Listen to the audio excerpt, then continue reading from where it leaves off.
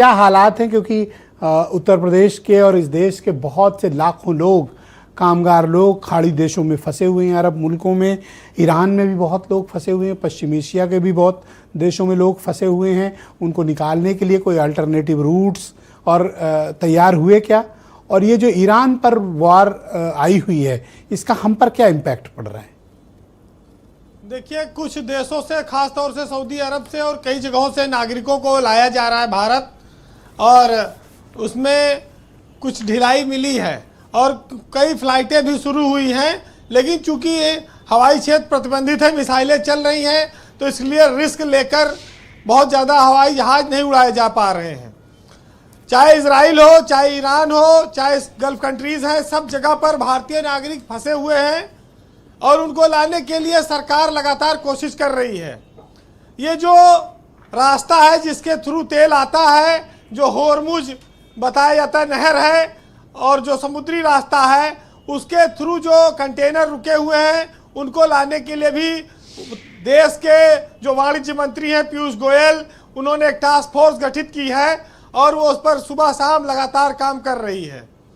भारत के पास 25 दिन का तेल भंडार है, ऊर्जा भंडार मिलाकर 50 दिन भारत में काम चल सकता है। 50 दिन बाद संकट गहराएगा। तो अभी ऐसी कोई चिंता की बात नहीं है कि कोई तेल की क्राइसिस है। लेकिन एक बात अभी इतनी देर से आपने कई बार सवाल किया, जो बड़े बड़े विशेषज्ञ बैठे हैं, ये युद्ध क्या इस्लामिक देशों और यहूदियों के बीच है या ये युद्ध मुसलमान के खिलाफ लड़ रहा है? क्योंकि अभी तक ईरान ने जितने मुस्लिम कंट्रीज पर हमला किया है, उसमें से कोई भी देश को ज़्यादा तकलीफ नहीं हुई है, उसने कोई विरोध नहीं दर्ज किया है। चाहे सऊदी अरब हो और चाहे कतर हो, चाहे दोहा है, चाहे जितने भी देश, दुबई हैं, ये लोग मार खाकर भी चुप हैं। तो इससे ये साबित होता है, इससे ये संकेत जा रहा है कि ईरान के लिए अभी ये सारे देश लिबरल बने हुए हैं। ये लड़ाई इजराइल और ईरान के बीच की सीधी मानी जा रही है, जिसमें अमेरिका का हाथ है और साथ है। तो ये बात तो बहुत साफ है कि खामनेई, जिनको लोग दुनिया में मुस्लिम समाज में एक देवता के तौर पर मान रहे हैं, चाहे भारत हो चाहे पाकिस्तान हो, उनकी मौत पर मातम मनाया जा रहा है, जुलूस निकल रहे हैं, विरोध प्रदर्शन हो रहे हैं। और इस बात को जिस अमेरिका ने कहा था कि हम वहाँ पर शासन खत्म करके नया जनमत की सरकार, उनकी पसंद की सरकार जनता की लाएंगे, अभी तक वहाँ जनता ने खामनेई के साथ ही अपने को जोड़ कर रखा हुआ है। एक और विचारधारा है जो ये कहती है कि खामनेई की मौत पर ईरान के बहुत बड़ी संख्या में महिलाओं ने जश्न मनाया है। वो एक गुट अलग है। अभी तक उसकी भी स्पष्टता नहीं पता चली है कि स्थानीय स्तर पर खामनेई के लेकर किस तरह का वहां आक्रोश है और समर्थन है। लेकिन समर्थन दिख रहा है। 28 तारीख को खामनेई की मौत हुई थी और अभी तक उनका पूरी तरह से कहा जाए क्रियाकर्म नहीं किया गया है, यानी कि उनके शव को दफनाया नहीं गया है। यह युद्ध लंबा चलेगा, लेकिन तेहरान, बेरूत, ये सब बारूद के ढेर से तबाह हो रहे हैं। अब यह ईरान की सरकार को तय करना है, वहां के लोगों को, कि वो कब तक इस युद्ध को चलाना चाहते हैं। क्योंकि नेताओं की जिद ने इस दुनिया का बड़ा नुकसान कराया है। जो अपने आप को बुद्धिजीवी कहते हैं, जो अपने आप को बहुत ज्ञानी कहते हैं, मैं ये नहीं कहता हूं कि किसी देश के सामने आप सरेंडर कर दीजिए, लेकिन जिस तरह से भीषण युद्ध छिड़ा है, ये तबाही के अलावा कुछ नहीं लाएगा। अब तो ईरान में कुछ विदेशी नागरिकों को भी हिरासत में लिया जा रहा है, जैसे जापान और कई सारे लोगों को। श्रीलंका में अमेरिकी टारपीडो ने युद्धपोत मार गिराया है।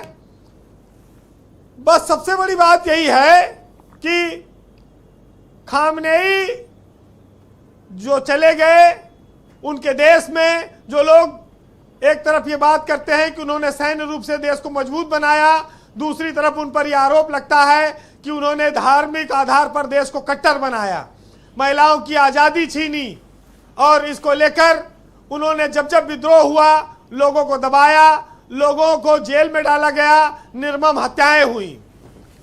कोई शासक इतने लंबे समय तक अगर शासन में रहता है तो उसके जीवन के हर पहलू पर बात आती है और खामनेई इससे अलग नहीं है।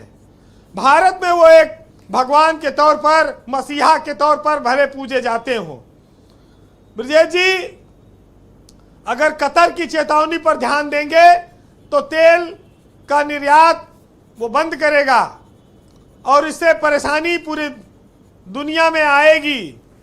वैश्विक क्षेत्र में वैसे भी उथल पुथल मची हुई है क्योंकि हवाई रास्ते बंद हैं, तेल के दाम बढ़ेंगे और ये जो ईरान के रास्ते, जो होर्मुज नहर बनी हुई है, यहाँ से हमारा 2/5% तेल गुजरता है जी, मतलब एक बहुत बड़ी संख्या है।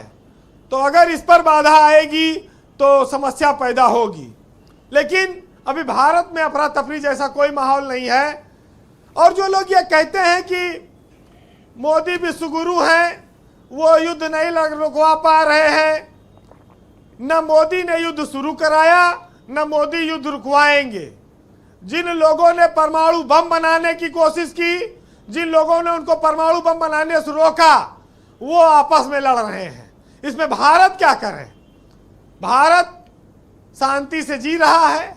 अगर तेल कुछ दिन न मिले तो आपाधापी करने की जरूरत नहीं है, कुछ दिन बिना तेल के भी चल जाएगा, बिना गाड़ियों के भी चल जाएगा, लेकिन शांति बनाए रखने की जरूरत है। हम ये भी मानते हैं कि युद्ध एक दिन खत्म होगा और यही नेता आपस में हाथ मिलाएंगे। जी वीरेन जी कंप्लीट करिए। जी बहरहाल आप सुनिएगा कि इस देश में जयचंद का नाम बहुत प्रख्यात है, दुनिया में भी ऐसे बहुत सारे जयचंद हैं।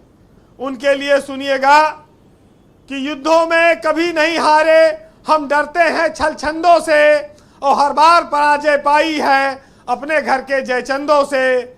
और कुर्सी की खातिर लोगों ने क्या न किए छलछंद यहाँ, और कोई बना मीर जाफर तो कोई बना जयचंद यहाँ। बहुत शुक्रिया वीरेन जी, आपका बहुत बहुत धन्यवाद। एक आम आदमी की सोच और